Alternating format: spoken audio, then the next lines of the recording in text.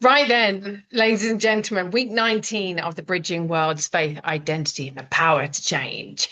So we are the penultimate week to this series of pain to purpose and becoming the change maker. Because when we alchemize our pain into power and negatives into positive, our whole world changes. Because we can consider that the world is happening to us and be a victim, or we can see the world as happening for us so we can learn our lesson.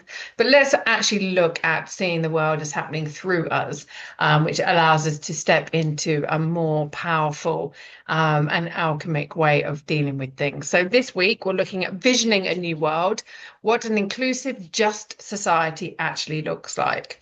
Um, this will be different for all of us. And today is the 27th of November. So if you're watching this on a replay in weeks, months, and years to come, know that what I'm talking about today and the ideas that I have today are what I'm thinking and feeling from the research I've had up until this point. So let's get cracking. And remember that this series is based on my book, Friday Bridge, my first ever book. And I'm now 28 books later. So loved. So we all hear of people talking about, oh, reform, we need to change this and all of that. But what we're actually going to be looking at is why the small tweaks and the politeness of reform don't actually get us very far, and they won't. How this visioning force, how visioning forces us to get specific, to be honest, and to take responsibility. Because we can just, we can criticize, but until we're actually dreaming up and creating and visioning a new world, is it really going to get us anywhere? And how we can create systems that don't just allow people in, but genuinely uplift them. Are we just talking bumper car stickers? Are we just paying lip service to things? Are we just following a rhetoric and just being part of the latest bandwagon that rolls through town?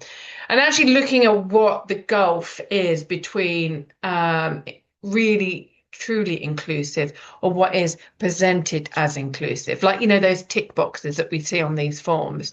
Are you white, Asian, and what kind of Asian, and are you black, what kind of black, what kind of, like, are you Christian, religious, spiritual? They have all these tick boxes, but are they really actually doing anything? Are they actually creating inclusion or more division?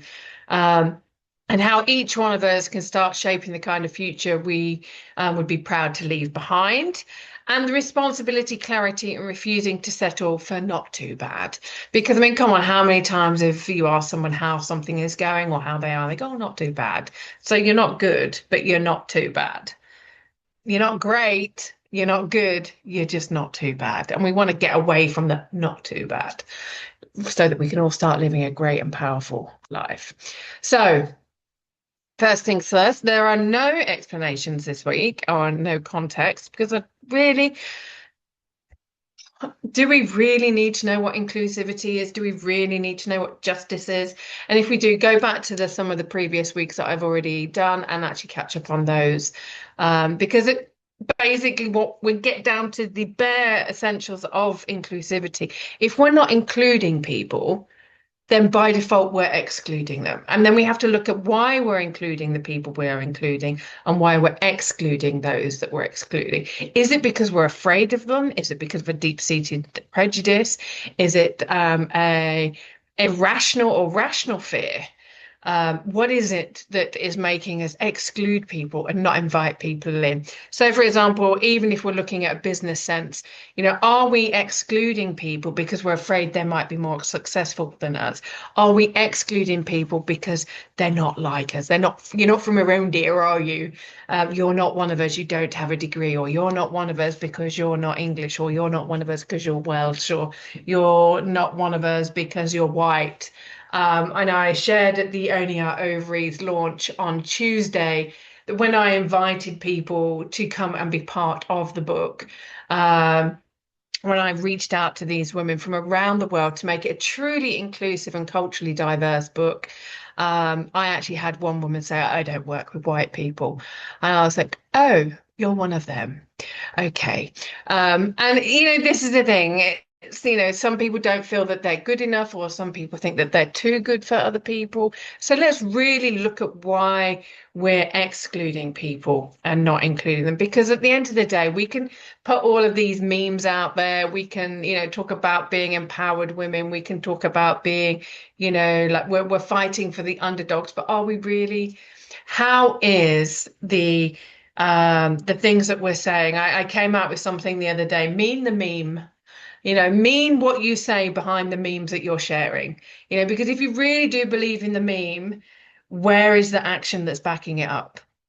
Um, and understanding that when we're criticizing others, it mainly comes from a sense of helplessness because that if we really felt that we could help or we could actually do something, we wouldn't be criticizing. We'd be going, okay, well, how do we make this better? There's a difference in the way in which we look at something. So, for example, when people go, oh, but you're being very critical, I'm like, am I though? Because I'm like, okay, how can we make this situation better? Let's highlight a situation and go, right, this is the problem that we've got. This is a solution that we're bringing, and these are the actions that we're going to be taking. And these are the people we can be collaborating with. And that is a difference between just talking and criticizing. And we have a lot of talkers, and we have a lot of criticizers, and we have a lot of wannabes, and we have a lot of I'm gonna do's. We have a lot of those people. And, we need to move away from the I'm gonna do and I want to be. And we need to step into this is what we're doing. This is who I'm being. And this is the action that we're taking. And the action may not actually happen very quickly, but it's believing in those tiny footsteps and those tiny small actions that we take that layer upon layer upon layer. Like, remember, a grain of sand multiplied creates some of the biggest deserts in the world. One raindrop creates vast oceans. So these small actions that we take, they actually will have a stronger ripple effect. And we have to actually look at why we're not taking action. Is it because we're afraid of failing? Overachievers? We have a fear of failing. You know, Lots of successful people are not running towards success, they're running from failure. And I've coached a lot of people around the world that, when we get under the surface of, their multi-million pound companies, or we get behind their levels of success, and what we find is there is a small child inside of them who is so afraid of going without or being ridiculed or being made they're so afraid of losing everything or letting someone down. And that's why they're hustling so hard. And that is what's driving their success, not I am enough, I've got this, let's go make the world a better place. It is, I've got to escape the old version of me instead of doing the deep inner work. So we have to look at, what is stopping us? Is it those underlying fears? Is it the fact that we're numbing those fears with food or trauma, comfort eating, alcohol abuse, and have we been given a label by a doctor or a label by society like single mum? Oh, I'm a single mum, I can't. No, absolutely, you have to. Because if you're a single mum or a single dad, you've got your kids watching you 24/7. Even when they're asleep, they're watching, trust me. And if we're not creating a new world, a new positive, cohesive, and just world for our kids, if we're not doing it for them, are we going to do it for anybody? And that's just an excuse. And what we see a lot of single parents do is they're blaming their kids for their own lack of action. Imagine being that child and growing up with a parent that's blaming you for everything. It's not your fault as a child, but your parents are blaming you. Oh, I can't because I've got kids. No, you absolutely can, and you absolutely should be. Your kids are the very reason you should be creating a new world. You are the very reason you should be going after everything that you believe in and everything that you want to achieve with this world. Stop blaming your kids for it because it's not their fault. It's you. So we'll just get that out of the way. And people also, they take on, oh, well, I've got fibromyalgia, I've got ADHD, I've got this, I've got this. Really, it's just all of those things. When you get under the surface and you actually look at the root cause of these diseases in the body, most of it is unresolved trauma. Most of it is a poor me mentality.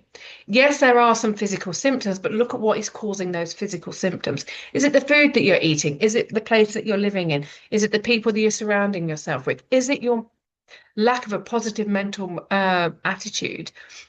And we look at eugenics, if you go and look up Dr. Joe Dispenza, look at how you can heal the body by meditating on a certain part of your body. Look at how you can do these meditations and these grounding exercises, breath work. James Nestor wrote a fabulous book called Breath. Oh my God, the amount of things that we can solve with breath work and Reiki and natural therapies and natural remedies. But like they say, natural remedies are a bit too woo-woo. And most of them were created by women, apparently. Not sure how women created plants in the world, but when men created scientific breakthroughs from the natural things, that was called science, right? Go look at that. But again, it's all of these things, that these phrases and these labels that we put on ourselves, and we talk about these situations, and we include all these bumper car stickers of the problems in the world, and you see it in the news headlines for Britain, it's all the immigrants' fault. They're coming over on the boat, they're taking all of our jobs. No, they're not. You're just sitting in the pub, getting a beer belly, watching trashy daytime TV instead of educating yourself and going out and getting a job. Most of the people that moan about the immigrants are quite ignorant people, very ignorant people, actually. Let's not say quite, they're very ignorant people. And they're afraid of things that they don't know about. They are showing their ignorance. And they're actually failing to look at all sides of the situation. I would say both sides of the coin, but there are many facets to, and we actually need to look at the root cause of why there are so many social ills, and look at the people who are supposed to be leading the country. Most of them wouldn't be able to lead themselves out of a paper bag if it was wet in a sandstorm. So anyway, wet in a sandstorm. Interesting. Well, the sand would rip it apart if you were in a sandstorm. If it was a wet bag, yeah, that would be destroyed quite quickly. So, they'd be able to get out of that quite quickly. So that random analogy that I just made actually quite works. And remember, what we're criticizing in others, we're actually criticizing in ourselves, because we're seeing poor leadership skills. We're going, okay, I wouldn't be doing what they're doing. It's because I have a better solution, or I have a different solution, or I have a solution to part of that problem. And it's when we're criticizing others, it's saying, well, actually, these are the things that I would do differently. So again, when I talk about people that are, moaning about the fact that there are no jobs out there, and or there's no clients out there, or there is not enough food, or there's not enough leaders in these political parties. Someone said to me, you should become a politician. I'm like, there's no party in Britain I would like to give my name to or have my name associated with. And it's like, well, start your own party, Dawn. It's like, really? I'd rather do other solution providers. I would rather work on other community issues and actually build from the ground up. And, yes, raise a problem, raise the issues, and actually go, well, they're not dealing with that. Let us deal with it on a different level. Let's go and create these community groups. Let's create these social projects, and let's actually tackle the things that they're not tackling. And we're looking, for example, when we look at other people that are, and this is a great one for a lot of women, we feel that we're overweight, we look and we judge other women, oh, they always look good in that, or, or that, or they're too thin, or I'm big boned, or we use all of these excuses, oh, I was. But really, when we're judging other people, it is a reflection of the part of ourselves that we're judging. And as somebody I do judge people, and I don't think judging people is a bad thing. It just depends on how and why we're judging. Do I want to be around people who are negative and who are energy draining people? Not really. I'm judging them so I can stay away from them. I'm judging them to go understand why they're like that. And that's why I write a lot of the books that I write. And all of the books that I do write, they are covering social issues and actually providing a solution to it. And they're sharing information to actually help people get out of a slump that they're in, or a rut that they're in, or dealing with trauma, or they've gone through a situation where I've actually got the information, I've done the research. Here you go. Here's all the research I've done, which is probably worth tens of thousands. Here you can have it in a book for less than 20 quid. So, we see problems with the healthcare, where people are not getting the help that they need with their mental health, or they're not getting the support they need from family and friends. So, we write these in books, we sell the books, we promote the books as bibliotherapy. We actually go out there and we talk about these issues so people can use the books to bridge the gap in their therapy. And then it's not medical advice, it's just an idea. There's several ideas in the book. These are what we did. This might help you. And it might actually give them hope and courage and inspiration and motivation to take action. So again, it's about looking at the situations that are going wrong in the world and how we can do it, but how we can come together. Some people moan about social media being a really bad thing, but it's actually a really great thing because it brings people together from around the world and we get to share some really great projects. So again, looking at our own flaws and insecurities as to why we're criticizing others. And we need to dive deeper into the work of defining what real transformation looks like in practice, because we can talk about, better schooling systems, we can talk about better healthcare systems, but what are we actually doing about that? What are we doing about educating children? Because I've got lots of friends who are teachers, or a lot of my friends are teachers or they're doctors. And the things that we discuss is how the teachers are quite restricted in what they can teach. And a lot of the parents that I know, they're removing their children from schools. And the friends that are teachers, they're actually getting together to educate the children outside of schools. Parents are not educating their children. We're seeing a lot of children going to school at the age of 5 with nappies. I saw even this morning a young boy, maybe 6 or 7, having a dummy in his mouth. Like, seriously, why does your 6 or 7-year-old child have a dummy in his mouth? Really? Are we really at that point of society?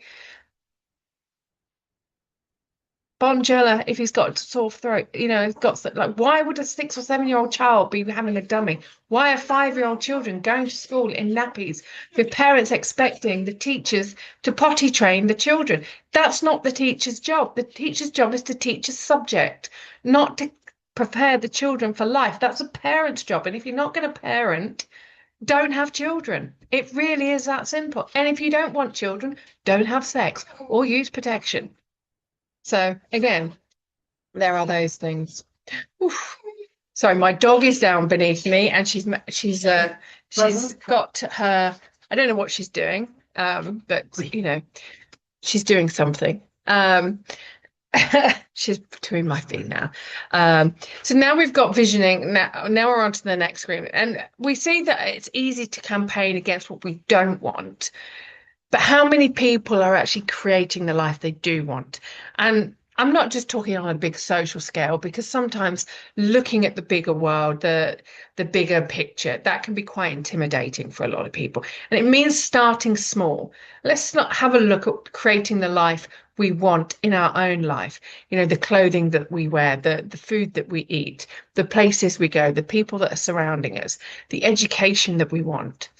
And this is another reason why I write a lot of the books that I write, is that I have educated myself on many levels. I've done courses at university, I've done business courses, I've read I don't know how many books, I've traveled the world. I'm now up to, was it 47 or 48 countries around the world where I've lived, worked, and explored. And I've dived deep into the culture. I have a lot of knowledge. And it's like, how can I help other people have access to the knowledge I have? I can write a book about it. I can help people with their education by writing books. We see it with business. If books can help our businesses succeed, the books that I write can help individuals succeed. And it's like looking at different mental health issues. It's about looking at, how we can use alternative healing modalities, whether that's through art therapy, whether that's extreme sports, whether that's social activism, whether that's writing. There's so many different ways in which we can do things, whether we can create a social project project within our workplace. So again, let's look at what we can do and let's look at how that will ripple out into society. Like I said just a few moments ago, how can we create something that includes everybody rather than just going, okay, we're going to solve the problem for those people and we can other them. Okay, well, instead of just solving the problem for those people, create a project that includes those people. For example, with my menopause book, all the royalties from that book, they go to a project in Costa Rica for the Nicaraguan refugees. And it's one of the reasons why I'm constantly promoting that book is I want to be able to provide a lot more money to them. So if you're looking for a book on menopause and you're looking for something that has a bit of sarcastic humor in it, it has the science, it has the workplace, you want to hear from people from around the world. There are 11 voices in that book talking about menopause, making you giggle, giving you different ideas, giving you different insights, and you want to help women in a different part of the world that cannot afford menstruation products, the hygiene products, but they can afford to buy the material, the royalties that we will raise, will buy the fabric for the people, for the women to create their own business by buying the material to make the sanitary towels that can be washed and then they can reuse them. That's reducing landfill. That's empowering women. They're being able to educate themselves and build business and make a difference in their society. Whilst you paid out 20 quid for a menopause book to help yourself. Again, looking at how we can create this new world and actually include people instead of the book just benefiting me as the author or the woman who's but reading the book. You're also paying it forward, and then these women pay it forward. This knock-on effect, this ripple effect. Such a beautiful way to create and solve a lot of the problems in the world. And we know that the governments are really only interested in themselves. We know that politicians are only really interested in themselves. We listen to them arguing in the Commons and the United Nations and the Senate office. They're only interested in themselves. They say that they're interested in the people, but they forget that they are civil servants who are here to serve the civilians. We see these big, huge CEOs. There was something that I saw recently about how a CEO of a huge bank was paying their staff less. I think it was like the very basic minimum wage, and said, well, they've got to budget better. They've got to learn how to use their money. And the politician actually broke everything down. Okay, this is the rent of an average house. This is what they're earning. This is food. This is car. This is insurance. These are just the basics. This is the bare minimum that they will be paying. They're now nearly £1,000 in the red. And this is a CEO of a large bank that was taking millions a year that had no idea what was going on in the pay structure of his own company. So again, if you're a CEO and you're taking millions and you're taking more dividends rather than bonuses, then you're actually paying your whole staff, your whole team, then you need to really reconsider your ethics and your morals. I mean, actually help starting to make the world a better place by sharing the wealth of the company, because you wouldn't actually be having those bonuses if it wasn't for the people on the ground doing the hard work. So again, look at how the systems within your own organization, the systems within your school, if you're fed up with your children coming home and not having, the teachers not doing enough to help your children, maybe help your children yourself. So there is that. Having been a school governor, having been somebody who has been a teacher, the amount of things that I've seen that teachers are expected to do, which are a parent's job, because parents are too tired, or these days they're too involved with their phone. They're more involved with the people that they don't know on social media than the children that they gave birth to. And those things need to change. And again, let's look at how this world that we want to create, or this world that we're seeing, empowers us. What can we do to actually create a better world? Not just for us. How can we look at the fears that we've got and the judgments we've got of other people? How can we break that down to create a better world? Because it's not going to magically happen it's not going to happen if we wait for the likes of Keir Starmer or Trump to do things. It's not going to work if we're allowing the dictators and the corruption of the world. We've actually got to start governing ourselves a lot better. And when we start governing ourselves, and when we start looking at our own stories and creating a life that we want for ourselves, and not allowing narratives or ideologies or scarcity to stop us, then what we're doing is we're building a better family. You know, people don't like nepotism. Why not? What is so wrong with nepotism? Now, they say charity begins at home, but they don't like nepotism. What's the difference? Helping out those who, our children or our children's friends, helping out our neighbors, helping out we've got a friend whose child needs a job. Give them the job if they're the right person for the job. Help them get to become the right person for the job. How are we helping to educate those and looking at the education they need, not the education we think they need, but looking at the education they need for where they're at. And that is a big difference because, we can sit here in our privilege, whatever level of privilege that is, and we can judge and we can say, well, actually, they need this, but do they? Because if they're living in a different country, in a different climate, different political system, different economic system, different health issues, and a different kinship system and belief systems, we're just imposing our ideas on them.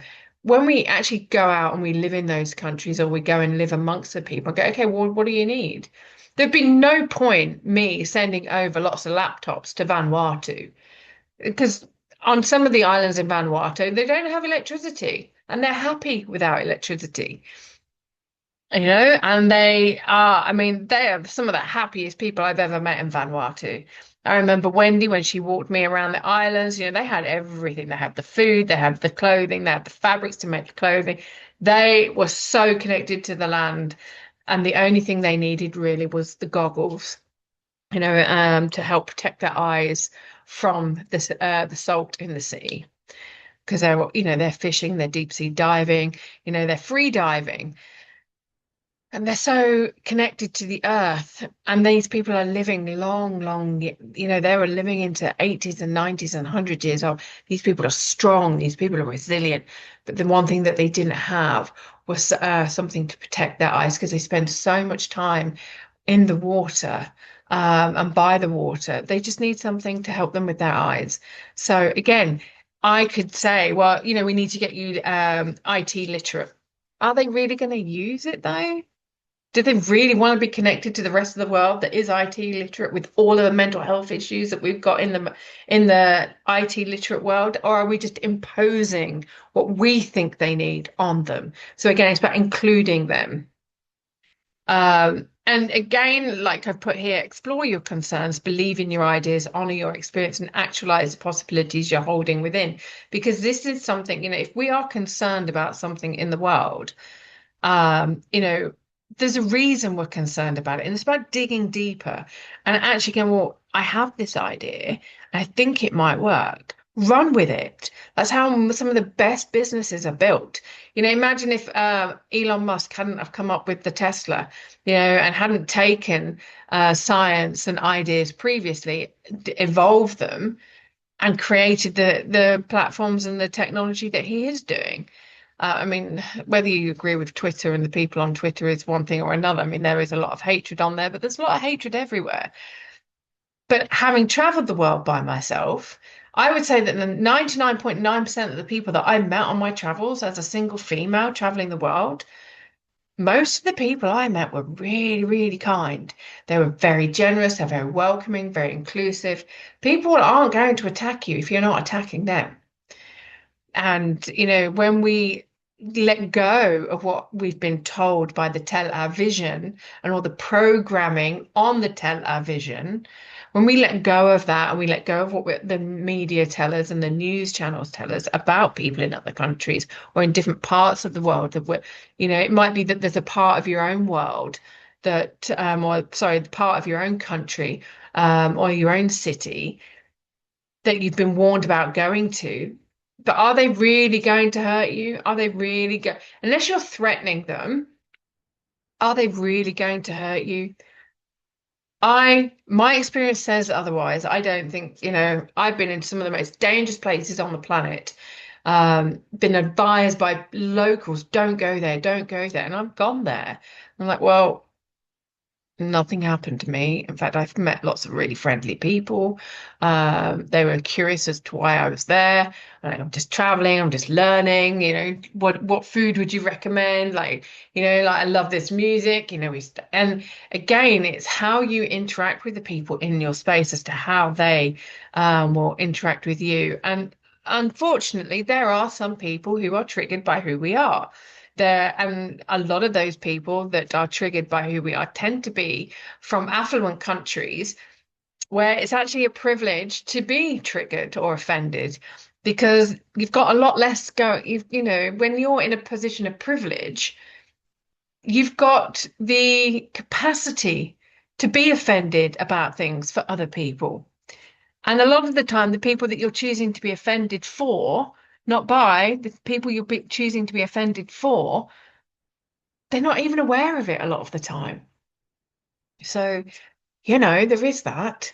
Um, and again, if we're not understanding and seeing what's possible, how can we actually create what's possible? So it's absolutely essential that we sit back and go, actually, if this is working in that country and this is the only bit that's not working, like Wendy and the children and the people who live in Vanuatu, how can I help them? Is it that there is a vitamin deficiency in their diet? Is it because of just, I mean, even when I go sailing and we look at a lot of seasoned sailors, because they're looking at the water all the time, the sun and the glare off the water, that affects our eyes. That's why we have a lot of polarized sunglasses. But how can we take that technology, or how can we help the people of Vanuatu who are deep sea diving, free diving and spearfishing, and living and working in the islands are all surrounded by water and they're very high salt content. How can we help them improve their eyesight and actually rectify those situations? Because is it just the snorkel masks? Is it a vitamin deficiency? How can we help them? What do they need rather than what do we think that they need? Again, that is how we're going to create this just and equitable, inclusive world. Because rather than forcing our Western beliefs or our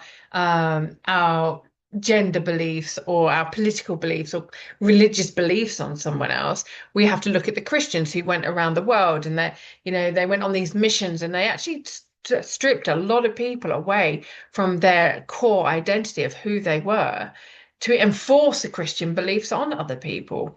Yeah, so the Christian Crusades. It's, we only have to look at some of the anthropological situations around the world where a lot of people in different parts of the world actually lost that connection to who they are.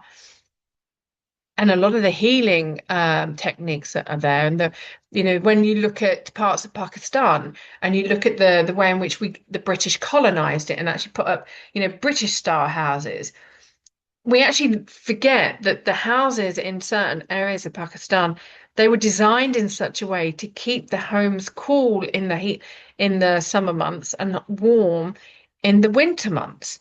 But because we're no longer building those kind of properties, there is we're creating a destabilization within the climate. We're creating illnesses, we're creating problems, and the resources are being drained because they're not being used properly and not being used in a way that actually complements the climate and the geographic elements of that part of the world. But we've imposed ourselves on other people. And it's about drawing that back and going, you know what? Why is this working and has worked for centuries before we arrived and decided to tell people how to be? We need to get back to actually understanding and questioning and asking really smart questions, observing. Because when we do that, that's when equity and justice and inclusion really, really starts to come to the fore. Again, I was just saying, examine life culturally, structurally, and personally in the everyday realities of people that people have to live with. Again, talking about the eyesight of people from Vanuatu, and the buildings and the structures that we've imposed upon people, the spiritual beliefs that we've imposed on people, we've ripped away from them, and created all of these wars between people and these divisions between people, just for our own benefits. And it's not really that great. And I know that one of the greatest things that we can do is actually understand how reading different languages and write, and understand the writing and the nuances and the subtleties of the words, or where a vowel is put. If it's like, so for example, in Arabic, you have the kasra, the fatha, and the dhamma, which are the three vowels in the Arabic language, and they go, they're the inflections, or the almost like the comma, as it were, above or below a letter. And it's like, where is that positioned in the world? And how, because sometimes it can be the same letter, but the vowel is different to give it a different sound. And when I wrote Faith, Leaving Religion to Save Your Soul, it was about a mistake in a pronunciation, because the police hadn't understood that Malik and Malik, um, they're different names. One is spelt with an I, one is spelt with an A after the L, and they mean something different. So it's about reading and understanding how things are written that allows us to really get to the depth of a new country or a different nation, and the culture of a people. When we're looking at how we speak with people, I've noticed, and I was discussing with a lady that I go sailing with, I've come back to Britain, and a lot of the men that, they're quite intimidated by a strong woman who would, travel the world by themselves and knows so much and is successful, and they come across as really patronizing, like incredibly so. And then when you look, I was saying, when I was in Latin America, a lot of the men there, and the men from the Arab world when I was living there, they were quite paternal. They were protective. The way in which they spoke to me wasn't patronizing, it was paternal. It was encouraging. And it was just because I understood the difference in the energy signature and the differences in the way, the tone of their voices. And it's about understanding that, because a lot of men here in Britain have been, and the Western world have been so battered by this modern take of feminism, this angry, wounded feminine, that just all they want to do is criticize men, that men are on the defensive. They want to, and they don't realize it, some of them. And I've spoken to a lot of my male friends about this, and I'm like, that comes across as really patronizing. So you might want to just switch that up a bit. And the way in which you say it, and I've got a friend, and we were out in his car the other week taking the dogs to the beach, and I was like, will you just be quiet a minute and let me finish? And he just burst out laughing. He goes, "Oh my God," because he's not used to a woman standing her ground, or actually when she's listening, being present to what he's saying and hearing what he's saying. And one of the biggest issues that we've got in the world right now is that people are using tech speak a lot. People have forgotten how to read. They don't read books. They read articles. They've lost the art and the ability to understand how to read a book, or to read long form and read punctuation. They have forgotten to read between the lines. People have forgotten how to write, or they've not been taught how to write properly. And that's why I do a lot of the things that I do with my narrative coaching, as well as my like when I'm teaching my clients to write their book. It's like, okay, what are you reading? Because if you're not reading, how can you be a good writer? Because the more you read, and the better books and the higher caliber of books that you read, the better writer you will become. You might be a great storyteller, you might have a great imagination, but if you are not writing very well, your editing fees are going to be a lot higher, because it's going to take the editor a lot more time just to correct, the overuse of the same speech verb, or the fact that there's not a lot of full stops, or there are no commas, or you've said the same thing over and over and over again. If you want to be a great writer, become a better reader. And if you want to be able to articulate yourself very well, then you need to read more and you need to be able to write better.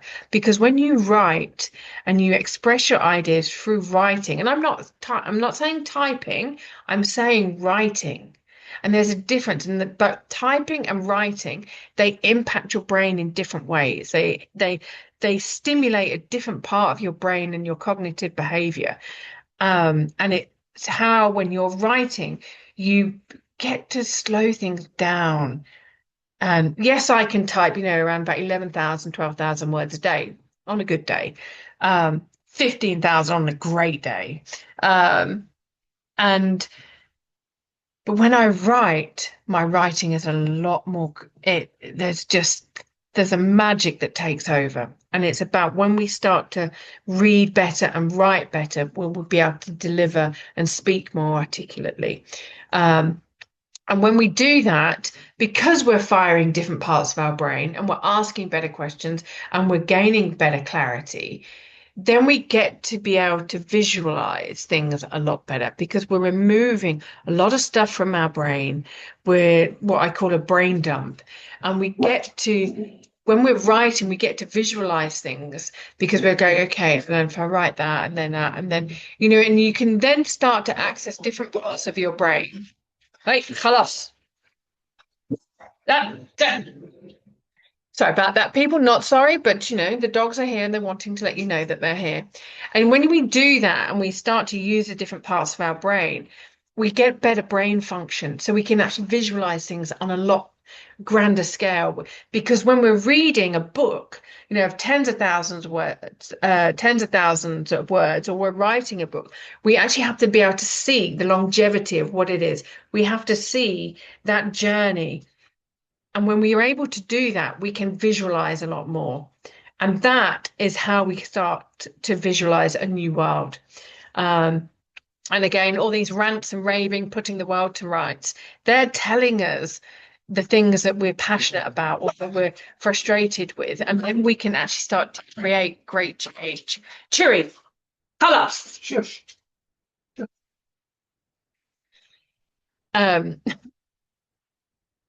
she likes it when I speak Arabic because it's like, oh, we do speak multiple languages between me and my dog.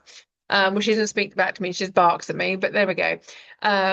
But when we're looking at these things that we're so passionate about, this is where your purpose is coming to the fore. And this is how you can use those, putting the world to rights, having a proper rant and rave. We can actually use that to fuel a positive change in the world. Build a society that doesn't just talk about justice but lives and breathes it. I mentioned that just before. Looking at how we can work with people and include them.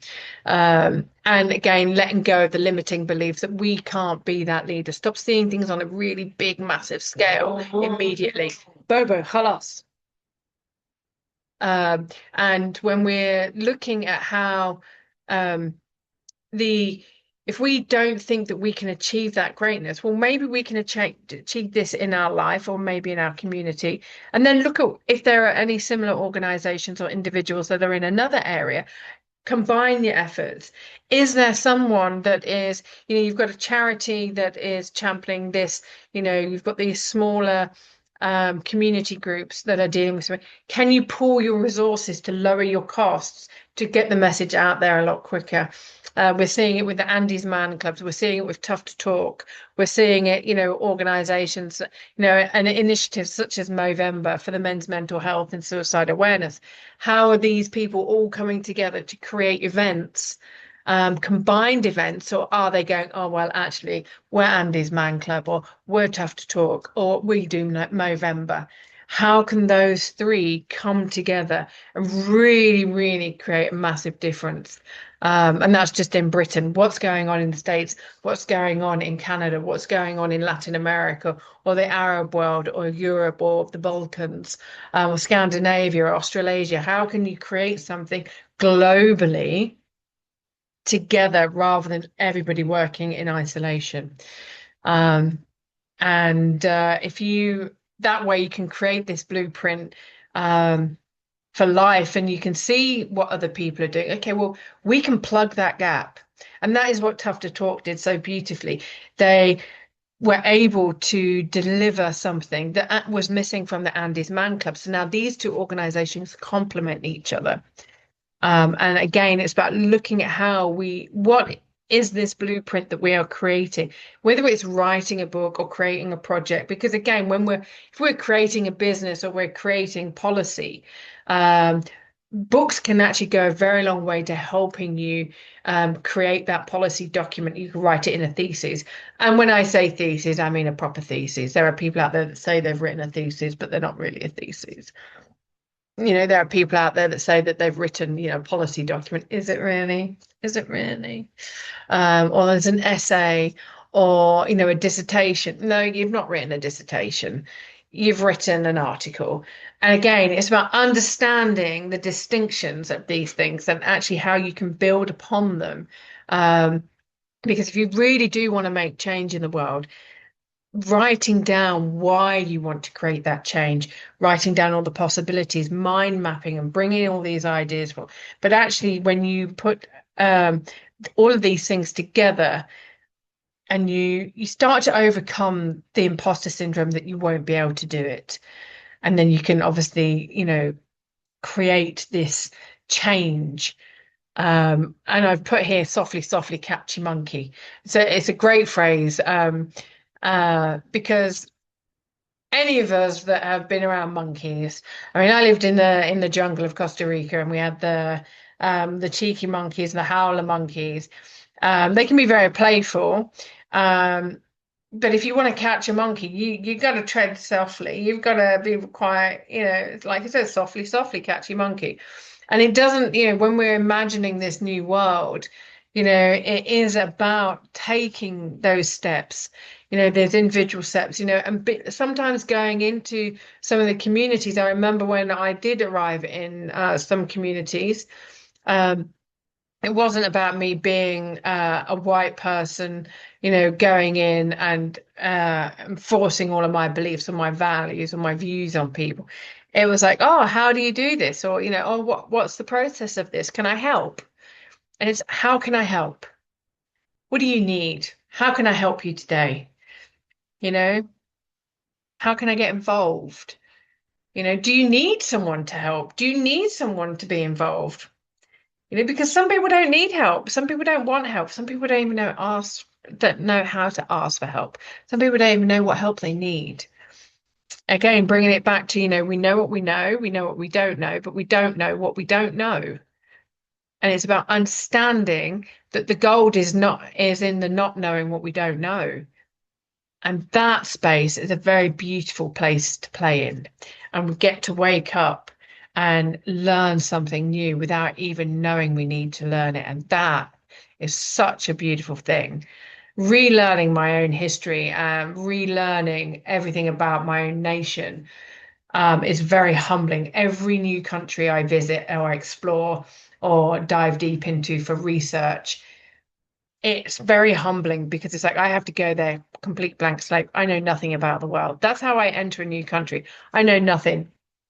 I don't know anything about the world. Just teach me. Like when I step onto a sailboat with a new crew, there's a new crew. I don't know anything about sailing. You teach me about your crew and your boat. I might have got over 20,000 deep blue ocean miles and 10,000 race miles. I might know how to rig an oyster yacht. I might know how to sail a big tall ship across the Atlantic and be in the roaring 50s. But if I'm on a Beneteau 40 and it's it's been rigged for cruising and racing, it's going to be very different for 38 a 38 oyster that's only rigged for cruising. Again, it's understanding what can they teach us as well as understanding what vision we have got. It's always the vision can only come from researching and observing. And again, it emerges because we imagine with precision, conviction, and purpose. And the precision comes from understanding what people need or think they need. and understanding the structural and cultural emphasis. Again, I've mentioned here the structures, the systems, and the attitudes. What are the attitudes of the people there? Are they happy? Do they want us to interfere? Do they want fixing? Do they need fixing? A lot of the time, no. We just think they do because that's the privilege that's speaking. And it's about understanding that, just because we have some things, that is it really made our world better? Or how many of us are actually suffering from broken communities, poor mental health systems, addictions, just because we have these things in our world and other people don't have them and they don't have any of the ills? Might be something in that. Might be that we need to get rid of a few things and actually get back to basics and get back to the natural world and more communication and more community rather than more isolation. So, there's a lot we can learn. We don't need things. There's a reason why, you know, baggage is called baggage, and the more things we have, the more baggage we have. ID, like, more emotional baggage we have. A lot of it will be because we're not letting go of the past. We're not letting go of the things we don't need. We're not letting go of the emotions or the feelings that we don't need. So again, look at what you can let go of, whether it's old clothing, whether it's old possessions. Can these things be gifted to a refuge? Can these things be repurposed? What are you holding on to? How can you let go of things so that you can free up the space in your mind to be able to vision a new world? Um, and again, if you can imagine something better for the world, have the backbone to stand for it. For example, with my latest book that we just launched on pre-order on Tuesday, we launched it on the 25th of November, which was the International Day of Prevention of Violence Against Women and Girls, because every 10 minutes, a woman or a little girl is murdered by somebody within their family. Now, a lot of people didn't know that. And a lot of people don't know that 190 million women suffer from endometriosis that we know of. There are lots more that are suffering with it that have not been diagnosed with it. And that's a scary figure. Okay. So we want to create a better world, but we only do that by raising awareness. And on the front cover, which you'll see in a moment, because I'm going to show it to you, you will see on the front cover of the book, Owning Our Ovaries, is a sword because it's the backbone of a woman. And then you'll see the wings, which represent the ovaries, the softness of fallopian tubes, and the fact that these are the wings that you could see them as the arms that come in and embrace and allow us to fly higher. There's that softness against the steel. But then you'll see the cosmic energy and how we're all connected. But you'll also see the colors of the suffragette movement. And these were all intentional because these women that are featured in this book, I mean, I had the honor of holding space for these women to share what they have been through in life, but also how they alchemize that into power so that they can create a better life for themselves and for others. And it was humbling reading their stories. It was an honor. And the trust these women have given me to be the guardian of their stories whilst we're here in this world. But it was also a nod to all the women, because at the back end of the book, you'll read about all of the women that have gone, well, not all of the women, obviously, a selection of women from our history that have created the world for women like myself to be here, to be able to have the benefits and the privileges that I have today. And if I'm going to keep that for myself and I'm not going to do anything with it, then all of the women that died for me and other women to have the privileges we have today, we're basically giving an up yours to them. We're dismissing them and disrespecting all of the efforts, and they're disrespecting what their legacy and their lives meant. They fought for a better world for everybody. And they had these ideas, whether they were from the astrolabe, whether these were from syringes, whether these were abolishment of slavery or hospitals, or whether they were willing to go to prison and they were willing to die for other people to have a better life, men and women and children. And they're the kind of people that we need to know more about. And that's why I highlight a lot of people in my books and give a voice to people who would probably never be able to write a whole book, but they can write a chapter. And when we come back in the new year, we are going to be talking about anthologies. We're going to be doing a series on anthologies and how coming together with other people can actually help us. And again, because we want to create a bigger world, and that's the way we can describe the world we'd like to move towards. We write it down and then we build it, because all of the royalties from owning our ovaries will be going to endometriosis research and helping women who have it to actually get the support and the medical help that they need. And by launching it on the day of the International Day of Preventing Violence Against Women, we're helping to prevent, raise awareness, and just draw people's attention to it.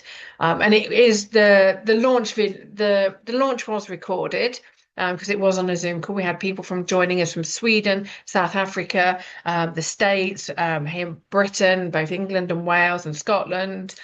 Yes, we had someone from Scotland, and we had people from different parts of Europe. So, and we even had someone from Brazil and Canada.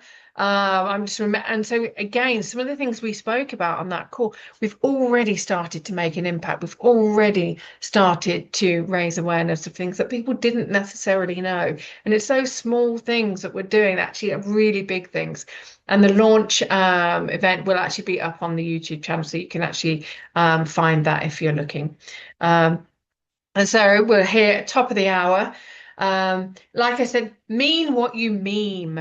Because if you're going to share a meme and it's got a really empowering message, or, like, yeah, like, let's go do this, mean it. Don't just meme it. Step into the role of architect rather than the observer. Instead of just criticizing or just watching what other people are doing, know that you have it within you as well. So collaborate with people, include people, understand where people are coming from, and create it for everyone, not just for yourself. Build communities that are rooted in belonging, equity, and integrity. Do what you say you're going to do. Include people, because if you say, oh, we're inclusive, that means that you will be including people who disagree with you. With the Owning Our Ovaries launch, we actually went to an inclusive cafe, but then they've realized that, the trans community don't have ovaries, so that we got banned. We got cancelled.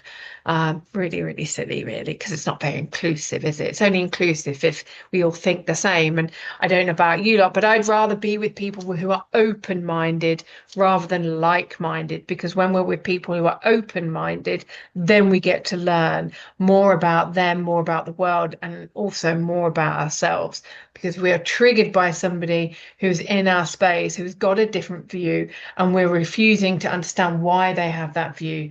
Then we're really closed-minded. Like I said, I'd rather be with people who are open-minded than just like-minded. And as I always say, soul always knows. Follow your inner GPS, design your life. Don't live it by accident, and know that your ideas and your voice matter. So use them. So that is that bit for today. I'm going to share with you the Owning Our Ovaries book. There it is. It's actually beautiful. And you can see the chakras there in the gems of the sword, the hilt of the sword. A beautiful, beautiful book. An honor to, I'm getting a bit emotional. It's an honor to be the person that the ladies trusted to share their stories with. And yeah, you can actually go to dawnbates.com/owning-our-ovaries, where you'll be able to order the book. You'll be able to order your signed copy here. And we've got that twice. twice the opportunity. So if you missed that one, then you've got that one. And again, if you would like to discuss with me about your narrative, anything that's limiting you, anything that you would really, really like to achieve, you want to put some new goals out there, you want to really get out of your head, then let's look at a narrative coaching session. If you're watching these and you get to this point and you really like who I am and you've gained a lot of the information and a lot of insights and inspiration, then please do book a call with me. There is a fee attached because time is valuable. My expertise is valuable. I give a lot of value in these sessions. And, you know, you've got tomorrow, you've got a few sessions. And then next week on Monday, we've got a few sessions available there. On the 10th, we've got the same sessions. And there's nothing available on the 18th, but let's have a look. It looks like the different days. Yeah, there are different sessions. But yeah, please book in. And again, go to the Owning Our Ovaries page there, purchase the book if you want to learn more about these incredible women that I had the opportunity to support. And I will see you on another session for the final session next time, final week of this Bridging World series. And yeah, something very exciting coming up very soon. All right, then thank you so much for joining me. Have a wonderful time and have a wonderful Christmas if you're celebrating. Wonderful New Year if it's the same time of the year for you to be celebrating New Year's. But whatever you do, enjoy yourself, live a life of purpose, and be grateful for all of you, all of those that you have in your life, and all that you have and all that you don't have. Ciao for now.